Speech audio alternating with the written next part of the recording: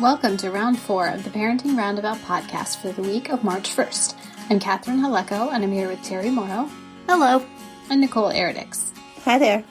As moms of teens and young adults, we've survived those little kid days, yet we're still rethinking the decisions we've made all through our kids' lives and worrying about what's going on right now. Today's Thursday, which means it's time to give into our obsessing. And today, we're obsessing about the parenting decisions that we've made that we're actually happy with. If there are some. This might be a short episode. I don't know. There was an article on scarymommy.com, and it was a writer listing the 5 best parenting decisions she made, which included letting her kids start a YouTube channel, letting them have a paper route, making them take piano lessons, and homeschooling, which is, kind of a big thing. But anyway, so we thought we would poke around and see if there are any decisions we've made that we think were good ones. I will say that I think moving here to the Midwest was a good one for us. We were living right outside of New York City in a 2-bedroom apartment with a toddler, and we were able to move somewhere where we could get a much bigger house and, good free public schools and other public services. And it's worked out very well for us. I mean, the only thing the big drawback is that there's like no diversity here at all. Where we were in New Jersey, we were the minority for sure where we lived. And now we are the overwhelming majority. And, I think that's too bad for my kids. I'd like for them to be more exposed to more different people, different cultures, different class, everything. So, but overall, I would say that it was a good decision. It was a big one, to pick up and move somewhere where we didn't know anybody. And we had some family in the Northeast, so we were leaving, not right where we were living, but fairly close by. So that was the other drawback for sure, and the thing that we were concerned about. But, we made it work, so. Yeah, that seems like a good decision. Yeah. So that would be the main one I would name. Everything else, I don't know. Was it a good decision to let our kids do the most expensive sports that they could find? I don't know. So, was it a good decision to let my son build his closet office so that now he never leaves it? How about you, Terry? Have you come up with any? Well, you ask this like you don't know that I second-guess every decision I've ever made in my life. So to say something was a good decision is a tenuous thing because I can always say many, many downsides to it. Moving to the house we're in now was a good decision from where we used to live, both in terms of my kids were in special ed, so where we lived did not necessarily determine which school we were in, but it turned out that the house we're in now is close to a school that had a program that was better for both of them than the one we had been going to, and the fact that we were now close to it, I think, put a light bulb over somebody's head that, hey, why don't they just go to their home school? So that was a very, very good place for them. And I had burned so many bridges at the old school that it was a relief to get out of there, although we had a very nice start there. But, so that turned out to be a good thing. And living right next door to the high school as we do was very good when my kids were going there. It was very, very helpful.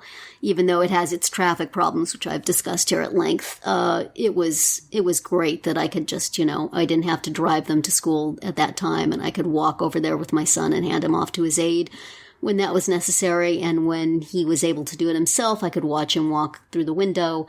So this was a very smart move to make. I think there's, been things about it that have not been so good, but I'm real glad. And also the fact that I think I have also discussed before that nobody could ever find our old house, and our new house is very easy to find. So in our current delivery culture, it's also a much better place to live. Very important. Instead of one house in over a city limit and the street name changed in the middle of the block. So you're going to turn on this street, and that's actually our street, but it's called something different then. But it's just keep going. We're there. And yeah, the numbering changes in the middle of the block and the name of the street, but it's fine. Nobody could ever find us. Right. So I'll probably have a few others. But Nicole, how about you? Do you have one that hops to mind? Definitely moving here to the U.S. was probably the best decision for our children, I would say, in terms of just, opportunities that they've had from being here. What else? Oh, sending Kristen to UBC. Not sending her, but, encouraging her to go was really good, because from that, she's now able to learn about the culture that she's from, that she wasn't able to learn here, right? So she's also experiencing Canadian culture. What else? Good decisions. Having my son do guitar lessons, because he loves it. It's his outlet. He's quite talented with it. So that's also very helpful. What else? Listening to your advice, Terry, and writing a book. Yay! That's my good decision for me. That's under the good decision column this week. Excellent. Yeah, this week it is. But it's made me a better mother. Aww, that's because lovely. I'm accomplishing my little bucket list, which makes me happy, which in turn is good for my kids. Definitely. So, things that make you happy. Yeah. For sure. I think those are kind of the big ones that I think about, but definitely moving here would be the biggest. Yeah, a really good decision I made early in my kids' schooling, and I know this is not easy or possible for a lot of parents, and really, my motivations weren't necessarily positive. They were more in terms of I wanted to see what was going on at all times. But volunteering in my kids' school, actually in the school as much as I could, was a really good decision. I found my place fairly early on working in the school library, which meant that I could spend, several hours actually in the building observing things and, maybe seeing my kids from time to time, but also seeing how things worked and making relationships with teachers and aides and, principals and librarians, certainly, and other parents who were volunteered. That was really invaluable and I think made a huge difference for my kids and for me. And, it was also kind of fun and it was a nice thing to do. I enjoyed doing it mostly. And, so that's if you're a parent who has has concerns about your kids, especially special kids with special needs, and you have the wherewithal to be able to go work in the building doing something like that, I would hugely recommend it. I was fortunate that I was either working from home or I took a job and I said, look, I need to be at the library these hours, these days. And my boss let me go. And then I would make up the time at night. So, maybe if you can, back, in the future times when people are back in classrooms and people can go back into them and people are also in offices.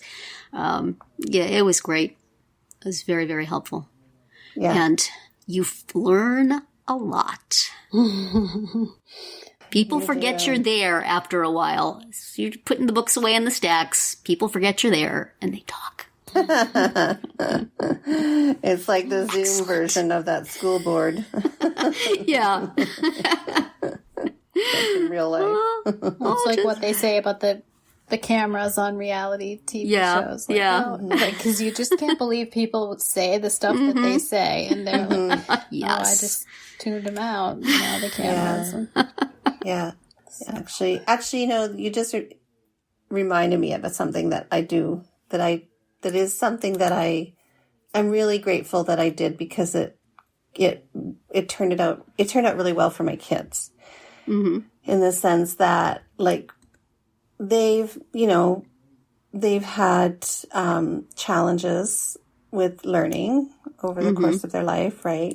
That's not been a secret. Like they've had various needs and issues. And I think what we always try to do is we always try to look at the positive side of it. So rather than saying, well, that's going to make you do this, that's going to make you do that, it's, you're not going to be able to do this, you're not going to be able to do that. We actually talked a lot about what it would make you be able to do. And we looked at the strengths. So, and then we also talked about being a self-advocate. So I think both my kids now are pretty good at self-advocating and, getting the resources and accommodations that they need. So that was, I think, surprisingly, that was some forward thinking on my part. I'd like to pat myself on the back for that one. Yeah, you. But yeah, no, they're very adept at gathering the resources that they need to for what their learning style is. So that's been helpful for them. I would say, as much as we like to complain and give them a hard time, it was a good decision to get our dogs. Yes. They provide a lot of amusement and, just boosting people's moods when they need it. And, yeah. You have to take care of them, like their responsibility, but they're good that way. So that's for sure. As much as I did not plan on getting 2 dogs at the same time, I can't imagine being without either one of them. So. Aww, that's sweet. Yeah. As much as I complain about Missy,